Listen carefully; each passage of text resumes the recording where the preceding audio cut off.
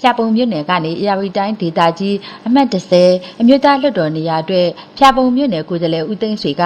68.61ရာခိုင်နှုန်းနဲ့မဲအောင်နိုင်ခဲ့ပြီးတဲ့နောက်ခုလိုပြောကြားခဲ့တာပါမဲဆန္ဒရှင်ပြည်သူတွေကိုကျေးဇူးတင်ကြောင်းပြောချင်တယ်ဒါ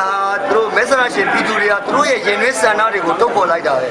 တကယ်တမ်းပြောရရင်တော့တိုင်းပြည်မှာဖြစ်နေတဲ့အကြက်တဲတစ်ခုကနေပြီးတော့ပြည်သူလူထုကဘလောက်တိလွတ်မြောက်ခြင်းနဲ့တိုင်းပြည်ကိုအပြောင်းလဲဘလောက်ဖြစ်ခြင်းလဲဆိုတော့ပြည်သူလူထုကပေါ်ပြပေးလိုက်တာဒီအတွက်ကျွန်တော်တို့ပြည်သူလူထုရဲ့ပြည့်တဲ့တာဝန်တွေကိုကြည်ကြည်ပြည့်ပြည့်ထမ်းဆောင်ရမယ်ဆိုတဲ့အသည့်အကျွန်တော်တို့ဒီမှာကြေးအောင်နေပါတယ်ပို့ပြီးတော့ကြေးအောင်လာပါတယ်ဖျာပုံမြို့နယ်ကစစ်တဲ့နေမြေမှာရှုံးခဲ့တဲ့အကြောင်းနဲ့တက်မတော်သားတွေကိုလည်းလက်တွဲလှုပ်ဆောင်နိုင်အောင်ကြိုးစားသွားမယ်လို့ပြောကြားခဲ့ပါတယ်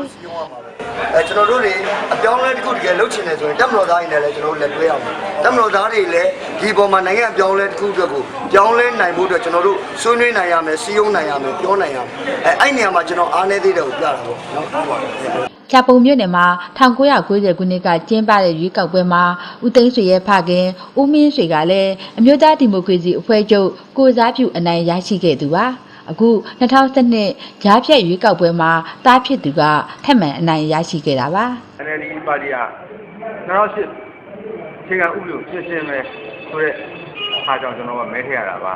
2008အခြေခံဥပဒေကလည်းဒီလူတွေအကျိုးပေးမှုနည်းတဲ့ဆင်းလို့မြို့သားဒီမိုကရေစီအဖွဲ့ချုပ်အနေနဲ့အခုကြားဖြတ်ရွေးကောက်ပွဲမှာ44နေရာဝင်ရောက်ရှင်ပြိုင်ခဲ့ပါတယ်ကျွန်မခင်မင်းစောပါရှင်